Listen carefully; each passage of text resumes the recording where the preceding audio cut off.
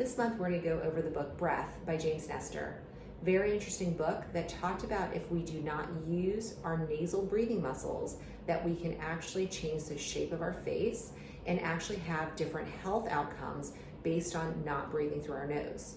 So their big study during this book was actually 2 middle-aged men got nasal plugs that actually made them obligate mouth breathers.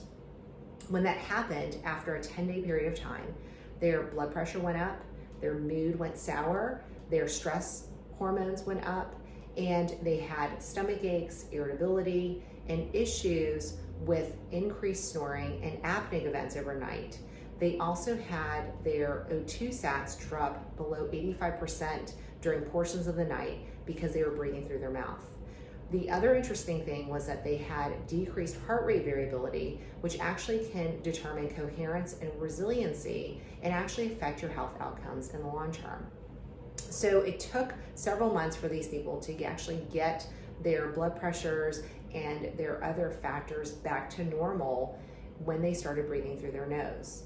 This was also based off a study that was done on monkeys that showed that when they actually got nasal plugs and were only obligate mouth breathers, that they also had changes in their shape of their face where they became actually more humanoid in appearance. And it took about 6 months for them without the plugs to actually look more monkey-like.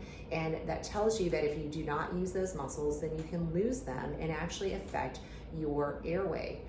The interesting thing about this is that when people come from what we call uncivilized nations, where they're living off the land, we find that those people actually have really straight teeth, they have no issues with airway, and really in civilized nations, we're eating too many refined foods. We're drinking smoothies, we're eating wraps and things that are way more refined, and this is why we talk about really eating a less refined flour and sugar-based diet and eating more whole foods, because that actually shapes your muscles differently and can actually improve your health.